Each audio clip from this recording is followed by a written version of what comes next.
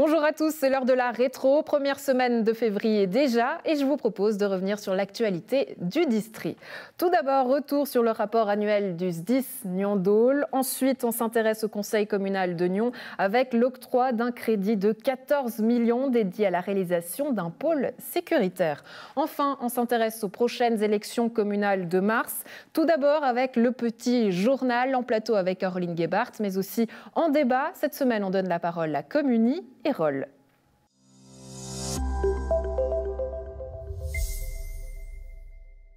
Avec 413 interventions, soit 142 cas de moins que l'année précédente, le SDIS Nyon-Dole achève une petite année, certes petite mais particulière. On y revient avec le rapport annuel. Pierre-Yves Cortési, bonjour. Bonjour. Vous êtes le commandant du SDIS Nyon-Dole. Alors en quelques mots, comment résumer cette année 2020 ? Ah oui, cette année 2020, comme tout le monde, elle est folle, elle est compliquée. C'est évidemment une année qu'on va se dépêcher, je pense, de mettre dans nos archives, mais par contre, qui nous a quand même forcé aussi à sortir, je dirais, de notre train-train et à se réinventer, à trouver des solutions, évidemment, pour toujours continuer à intervenir dans toutes les situations. Et Dieu sait si cette année a été compliquée dans ce domaine-là. Alors, on parlera justement de ces solutions d'ici quelques instants. Mais pour revenir à ces interventions et à cette baisse particulière, comment est-ce que vous l'expliquez ? Alors la baisse de nos activités, de nos interventions, en fait, est essentiellement liée à la grosse diminution sur les inondations. C'est vrai qu'en 2020, on a eu une année plutôt clémente au niveau des cieux, donc pas de gros orages qui nous avaient beaucoup impacté les années précédentes. C'est des situations où tout d'un coup, on a beaucoup de demandes d'interventions multiples, donc où pendant une nuit, on peut faire, je ne sais pas, 30, 40, 50 interventions, et tout ça pèse beaucoup sur nos statistiques. Donc, ouais, de 154 cas en 2019, vous êtes passé à 51 en 2020.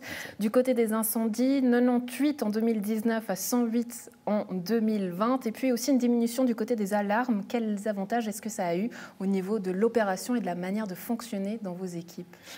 Les alarmes automatiques alors, sont aussi en diminution. C'est vrai que ça, c'est des critères qui sont pris en charge uniquement par les sapeurs-pompiers permanents la journée, en semaine, en tout cas depuis le site de Nyon.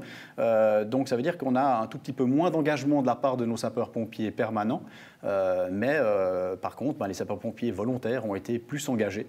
Typiquement, les incendies qui sont en augmentation. Et ça, c'est assez surprenant aussi. On pensait que le Covid allait peut-être justement faire diminuer en disant les gens sont chez eux, peut-être qu'il y aura moins de risques. Et on a quand même eu plus d'une centaine d'interventions pour des départs d'incendie. Le Covid, justement, impossible de ne pas en parler. Comment est-ce que ça a impacté votre manière de travailler ? À tout point de vue, c'est clair que voilà, ça fait une année maintenant qu'on a dû vraiment trouver des solutions, donc édicter passablement de mesures pour se protéger, pour protéger nos intervenants, pour protéger les gens chez qui on intervient, mais tout en continuant quand même à fonctionner. Donc la grosse partie qui a été touchée, malheureusement, je dirais, c'est les formations. On a dû, pendant plusieurs mois, supprimer toutes les formations pour vraiment pas prendre de risques, se concentrer uniquement sur l'intervention qui était nécessaire. Et c'est clair que c'est quelque chose qui a une incidence sur notre fonctionnement. Ouais. Justement, comment est-ce que ça impacte le fait d'avoir moins de formation ? J'imagine qu'à court et long terme, on ressent une différence, ou comment est-ce que vous faites pour corriger le tir maintenant ? Alors c'est vrai qu'on a dû aussi... Alors on a repris maintenant des formations depuis un bon moment, et on l'a repris différemment, peut-être avec des plus petits groupes, d'éviter de prendre tout le personnel qui a les mêmes fonctions, tous les officiers, tout ce genre de choses, mais vraiment je dirais, démultiplier les formations pour être sûr qu'on n'ait pas de trop grands groupes et qu'on puisse à 100% respecter les gestes barrières qui sont mis en place. Parce que du côté des effectifs, les chiffres restent stables, 255 personnes qui composent justement le SDIS Nyon-Dole. Là, donc on peut dire que 23 départs et donc 23 nouvelles recrues, tout s'équilibre, tout va bien. Oui, voilà, c'est ça. On a la chance chaque année d'avoir un recrutement de qualité, cette année encore plus que les autres années, et ça nous permet de compenser les départs qui sont inévitables, liés à l'âge ou au déménagement, à ce genre de choses. Et donc on a vraiment, on garde notre quota qui est aux alentours, je demande, de 250, 260 sapeurs-pompiers, qui est le chiffre parfait pour fonctionner sur nos 4 sites. Comment est-ce qu'on l'explique justement ? Est-ce qu'il y avait peut-être une volonté de la part des candidats de s'impliquer pour la société ? Vous l'avez ressenti ? on était étonnés parce qu'on a eu crainte que le Covid, justement, retienne peut-être les habitants de s'engager dans notre fonctionnement. Ça n'a pas été le cas. Peut-être mettre en avant aussi qu'il y a une nouvelle campagne de recrutement qui a été mise en place, donc un nouveau visuel, une nouvelle image. Je pense aussi que ça a dû aider ces décisions qui, pour nous en tout cas, nous ont fait bien plaisir. Si vous deviez retenir une intervention, je sais que c'est la question difficile chaque année, c'est laquelle pour cette année? Peut-être cette année, on a eu un incendie d'un bus au centre de Prangin, et c'est clair que c'était quand même un feu un peu spécifique. C'est quand même quelque chose de costaud, heureusement sans blessés, à une heure où il n'y avait pas de passagers. Mais voilà, c'est pas tous les jours qu'on a un bus comme ça entièrement enflammé au centre d'un village. Donc mais tout s'est très bien passé. On reste sur une note positive, notamment en juin, vous l'espérez, le quinquennal. Oui, alors là, un quinquennal qui pour nous est l'élément phare. Tous les 5 ans, chaque changement de législature, on profite je dirais, de remercier nos autorités qui sortent, de souhaiter la bienvenue aux nouveaux arrivants. C'est une occasion pour nous aussi de présenter notre fonctionnement à la population des 18 communes qui sont membres du SDIS Nyons-de-Waal. Et là, on croise vraiment les doigts, on travaille à fond pour que cette manifestation puisse avoir lieu. On espère vraiment. Et c'est vrai qu'il y a aussi une partie qui est encore plus importante pour nous, qui nous permet une fois de regrouper tous nos intervenants avec leurs conjointes et conjoints, ce qui nous permet aussi de faire un souper qui est une partie importante. Là aussi, depuis une année, on a malheureusement dû supprimer toutes ces choses qui sont tellement importantes au niveau social, au niveau regroupement. Et là, on croise encore une fois les doigts pour que ça puisse se faire. Ouais, je vous prends peut-être au dépourvu, mais peut-être une demande à faire aux prochaines autorités? Oh non, ça c'est toujours délicat. On a toujours eu beaucoup de très bons contacts avec nos autorités. Je les invite surtout à venir voir qui on est, comment on fonctionne, nos spécificités, parce que c'est vrai qu'on a un mode de fonctionnement qui est atypique. Mais c'est la force, c'est la richesse de notre service. Et encore une fois, je crois qu'en Suisse, on a la chance d'avoir des secours comme ça qui sont volontaires. Donc c'est, je pense, quelque chose qu'on doit préserver. Pierre-Yves Cortési, commandant du SDIS Nyons-de-Waal, merci beaucoup d'avoir été avec nous. Avec plaisir, merci.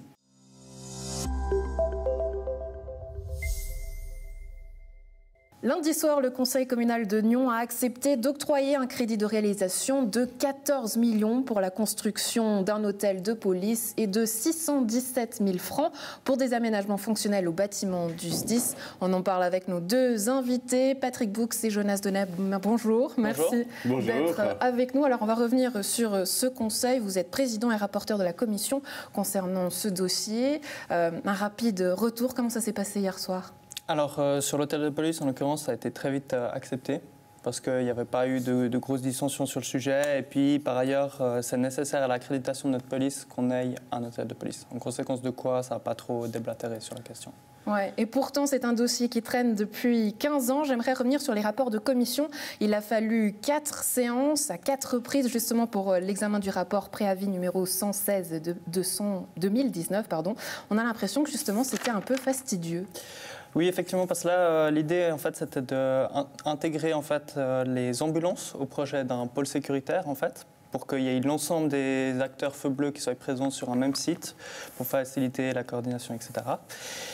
Et parce que tout a commencé parce que les ambulances, elles avaient des locaux qui n'étaient plus en normes. En conséquence de quoi, il fallait éventuellement passer une solution pour éviter que les ambulances se délocalisent dans un lieu autre que Nyons. Patrick Boux, si l'on résume, on peut dire que vous êtes d'accord sur le fait que c'est un très beau pôle sécuritaire, mais là où vous vous inquiétez, c'est sur la vision politique concernant ces ambulances. Est-ce qu'il y en a une de vision politique, à votre avis ? C'est la question qu'on peut se poser. Effectivement, je pense que sur l'hôtel de police, il y a un immense consensus pour faire cet hôtel de police. Comme a dit Jonas, on n'a pas le choix pour avoir l'accréditation. Après, la question, c'était surtout la question des ambulances. On a un service d'ambulance actuellement à Nyons. Ce service d'ambulance est dans des locaux qui ne sont plus aux normes, donc doit déménager. La question politique, c'est de savoir si on veut les garder à Nyons ou pas. Après, il y a la question aussi de bon sens et de logique, c'est-à-dire est-ce qu'on peut les garder à Nyons ou pas ? Est-ce qu'on a la possibilité de les mettre quelque part ?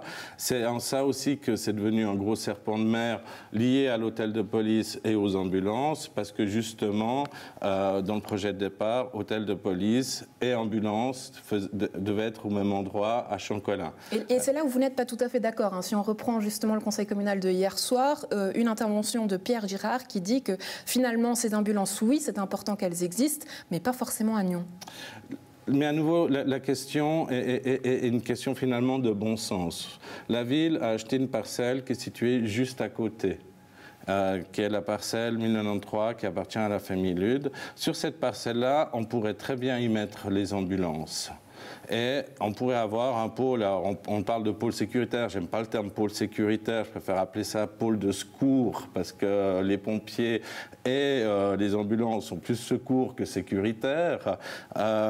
On pourrait très bien imaginer de réfléchir pour les avoir au même endroit. Ce serait possible de prendre une partie de cette parcelle pour y mettre les ambulances. Ouais, ce que la municipalité vous répond, c'est que forcément, il faudra attendre déjà jusqu'en 2026 que cette parcelle soit disponible. Et puis, un détail, mais qui n'est pas des moindres, changer l'affectation, puisqu'il faudrait la rendre zone d'utilité publique.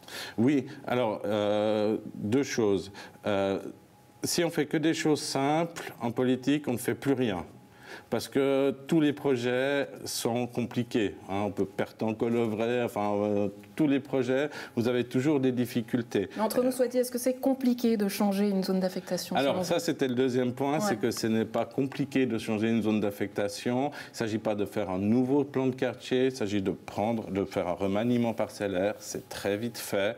Et ensuite, de changer l'affectation, de mettre en zone d'utilité publique. Ça prend 2-3 ans pour faire ça, par rapport à un plan de quartier qui devrait être constitué, où là, on serait plus sur 10 ans, 15 ans. Jonas Denay, je reviens vers vous. Ces ambulances, important qu'elles existent, à Nyon ou pas, quel est votre avis sur la question? Nyon, c'est quand même un bassin de population qui est de 22 000 personnes.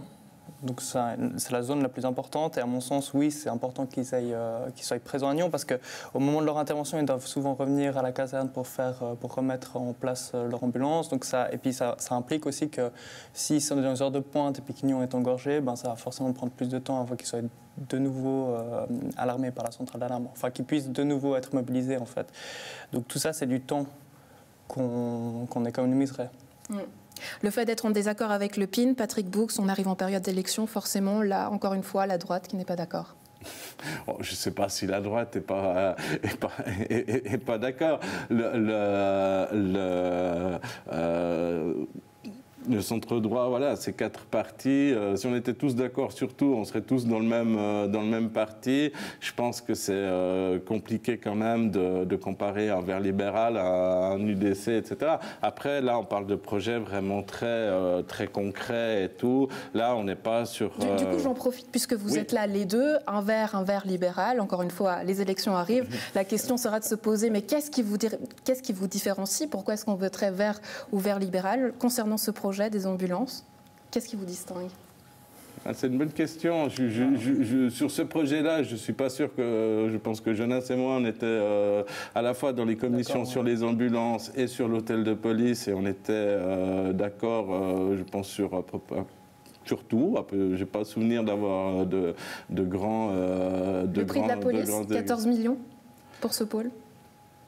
Alors évidemment, c'est un bâtiment qui coûte cher parce que c'est un bâtiment qui est très particulier, avec des cellules, avec des normes, un cahier des charges très contraignant. C'est forcément un bâtiment qui coûte cher. C'est un bâtiment sur lequel on va recevoir un loyer de la part du canton de Vaud, mais c'est sûr que c'est un investissement important. Mais c'est un investissement qu'on n'a pas le choix, en fait. Dès le moment où on veut cette accréditation, il faut cet hôtel de police, il faut respecter le cahier des charges, et ce cahier des charges amène ce coût de 14 millions.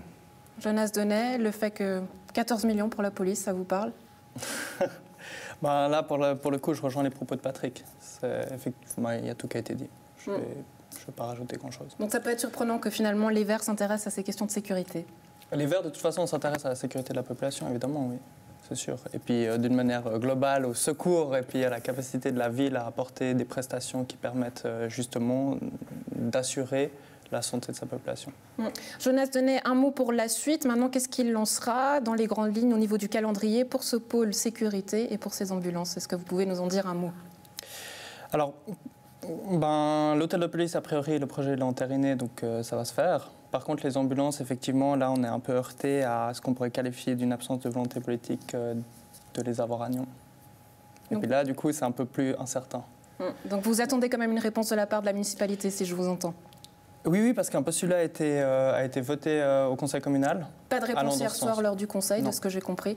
Non. Donc là, du côté des Verts, vous attendez une réponse, si vous pouviez faire la demande. Voilà, oui, vous êtes impatient de la voir. Très sûr. bien, Jonas Donnet, Patrick Boux, merci beaucoup d'avoir été avec nous. Merci. À très bientôt. Madame. Au revoir.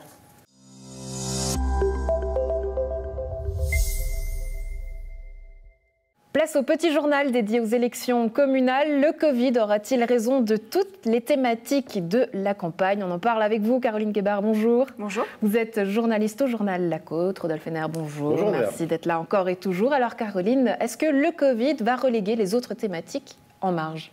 Alors les grandes thématiques attendues, c'est évidemment la question du climat et celle des femmes. Alors sur le terrain, on remarque que ces sujets sont très présents, les programmes sont très verts et puis les partis ont fait de gros efforts pour équilibrer leur liste. La question, c'est de savoir quelle résonance ça va avoir auprès des électeurs, puisque ces électeurs sont aux prises avec des considérations très actuelles, très immédiates, liées évidemment à la pandémie et à tous ses effets collatéraux. Donc on leur demande aujourd'hui de se projeter sur 5 ans et puis de choisir celles et ceux qui vont présider à leur destinée durant ces prochaines années. Alors quelle va être leur réaction? Est-ce qu'ils vont être perméables à ces thématiques? Est-ce qu'ils vont simplement aller voter ou simplement bouder un scrutin par lassitude de la politique? Il faut s'imaginer qu'aujourd'hui, notre quotidien, il est essentiellement dicté par des décisions qui sont prises aux échelons fédéral et cantonal. Et aujourd'hui, on doit choisir des élus communaux. Alors voilà, est-ce que les gens vont utiliser ce scrutin pour exprimer aussi une grogne qu'ils ont vis-à-vis de toutes les décisions actuelles? Il faudra voir, ça reste encore très ouvert à ce stade. Rodolphe Henner, à qui profite ce crime? Oh, le crime, je ne sais pas, mais il est vrai qu'il y a une double temporalité, c'est-à-dire qu'on est dans une période de crise sanitaire. Nos préoccupations essentielles aujourd'hui sont de savoir comment l'économie va s'en sortir, comment est-ce que la normalité va nous être permise prochainement, je l'espère. Donc il y a cette thématique, comment aider les commerçants, comment soutenir l'économie, comment aider les individus. Mais ceci va s'arrêter, du moins on l'espère, et derrière ça, on demande aux candidats aux municipalités d'avoir un programme sur 5 ans. Donc c'est important de prendre en compte ce qui se passe maintenant, mais c'est aussi important, comme disait Caroline, de se projeter sur les 5 prochaines années, puisque l'enjeu des élections, il est bien là. Des préoccupations qui sont au cœur des discussions, tant à gauche qu'à droite, finalement, on a l'impression, Caroline. Oui, effectivement, cette pandémie, en fait, elle met en lumière les clivages classiques gauche-droite que l'on connaît. Par exemple, la question de l'aide à apporter, elle ne fait pas l'ombre d'un pli d'un bout à l'autre de l'échiquier politique où on est d'accord sur le fait qu'il faut apporter un soutien. La question, c'est de savoir quelle forme doit prendre ce soutien. On a vu, par exemple, la Morge qui a eu une grosse discussion sur la question du taux d'imposition.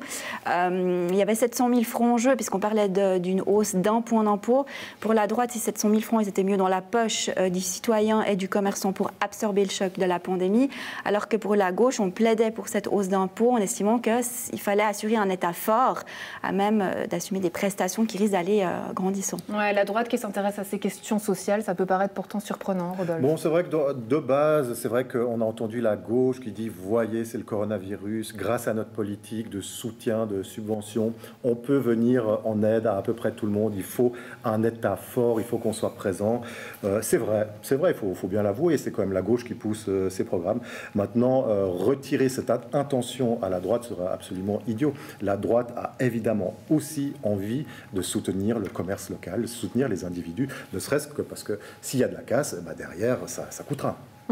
Forcément, aujourd'hui, dans votre pratique quotidienne de journaliste, Caroline Guébard, est-ce que vous aussi, vous mettez l'accent sur la crise ?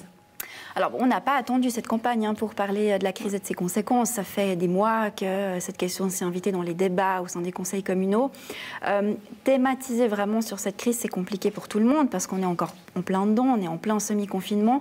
Ce qui nous intéresse et qui est plus facile à aborder, c'est la question justement de comment faire campagne en ces temps de pandémie, puisque les partis sont privés de la plupart de leurs ressources habituelles, les possibilités de rassemblement et de rencontrer la population sont limitées.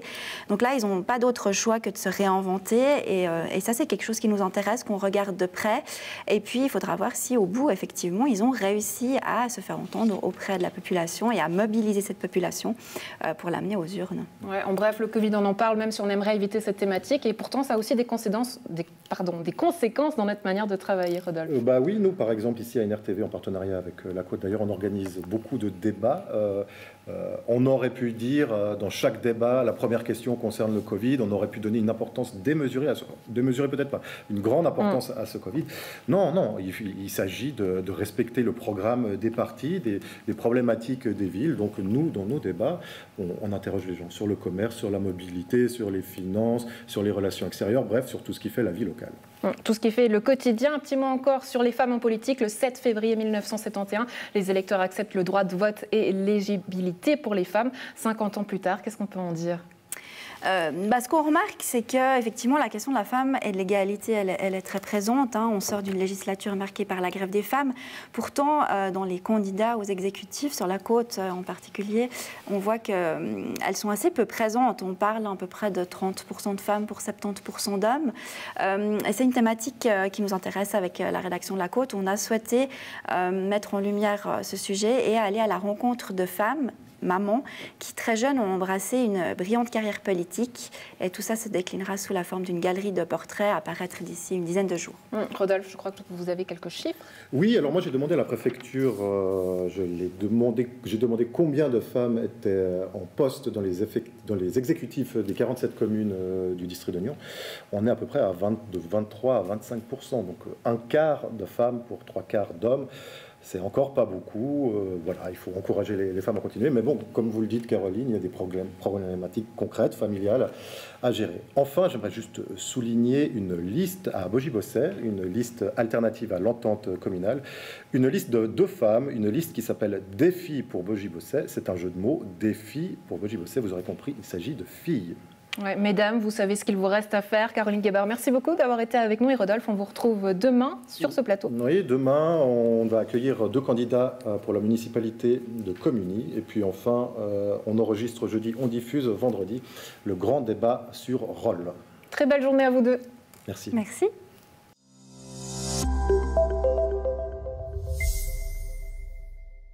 C'est tout pour la rétro, un plaisir d'avoir été en votre compagnie. On se retrouve très vite. Bonne suite de programmes sur Nyon Région Télévision.